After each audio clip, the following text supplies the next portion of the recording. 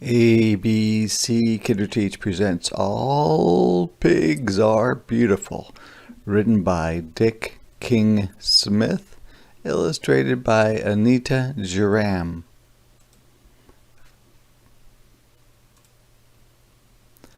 There are little pigs and big pigs, pigs with long snouts and pigs with short snouts, pigs with ears that stick up and pigs with ears that flop down, but all pigs are beautiful.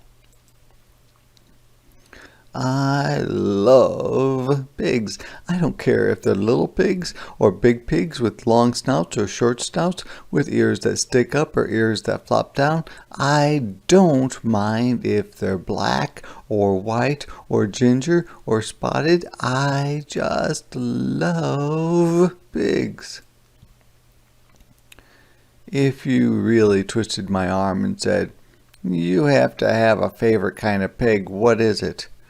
then I might have to say a black and white spotted, medium snouted, flop-eared pig that comes from Gloucestershire. Though of all the pigs I have ever owned, my one particular favorite was a boar called Monty, who was a large white. A male breeding pig is called a boar. The luckiest pigs like Monty live outside. Monty never looked very white because he lived out in the woods where there was a pond in which he liked to wallow, but he looked very large, and he was. A good coating of mud protects a pig from sunburn. I bought him as a youngster, but when he was full grown, he weighed 600 pounds. Monty was so gentle. When I went out to feed him and his 10 wives, he would come galloping through the trees at my call, a really monstrous and frightening sight to anyone who didn't know what a pushover he was. What he really loved, once he'd finished his slop, was to be scratched on the top of his head between his big ears, and it always affected him in the same way. A pig can eat everything you can, and more besides. You couldn't digest grass and roots and tubers, for instance, but a pig can. His eyes, with their long pale lashes, would close in ecstasy, and slowly his hindquarters would sink down until he was sitting on his bottom like a huge dog. Oh, this is lovely. You could almost hear him thinking, what more can life offer? Most pigs aren't so fussy. Just having their backs scratched is enough for them. They squirm with pleasure. And of course, you have to talk to them. Pigs, like people, enjoy a good talk. So don't just stand there saying nothing. Piggy, piggy, piggy will do if you don't happen to know the pig's name. Pigs have a very keen sense of smell. They can smell food even when it's buried underground. If I'm talking to a big fat sow, a female breeding pig is also called a sow, and don't know what she's called, I usually call her mother or mommy. They like that.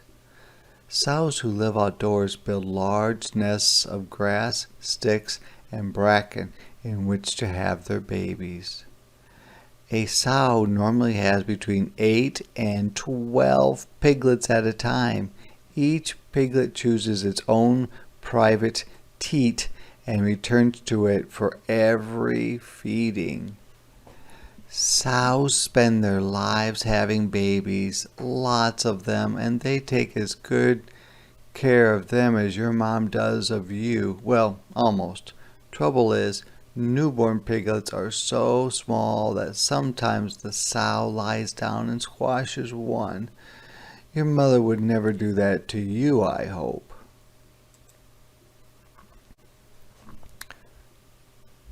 Young female pigs are called gilts. As you can see, pigs have cloven hooves. They walk on their third and fourth toes. Of course, while you're busy talking to pigs, telling them how wonderful they or their babies are, the pigs are talking back.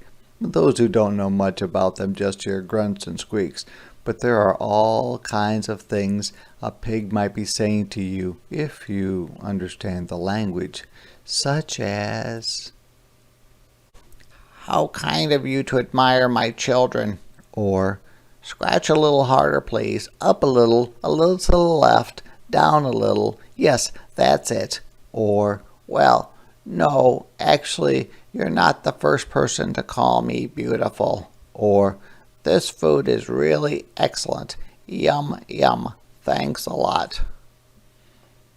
Once a sow has been mated, the farmer expects her piglets to be born 3 months, 3 weeks, and 3 days later.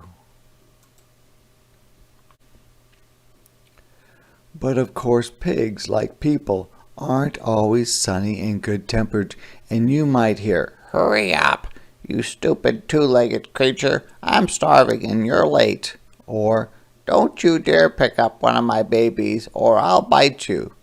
And do be careful, pigs have a horrible bite, so don't take any chances. Pigs can be stubborn like people, which makes them difficult to herd.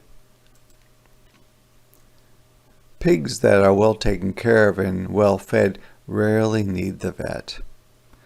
A pig's insides are pretty much the same as ours too. Hearts and lungs and livers and kidneys and stomach, they're all in the same places as ours are, and pigs, like people, can eat meat or vegetables or both. Like people, or at least people who have been potty trained, pigs have very clean habits and will never soil their own nests.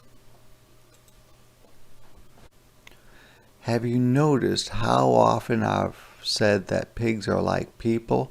That's one of the reasons I like them so much. There is one big difference though. People can be good looking or just ordinary looking or plain ugly, but all pigs are beautiful.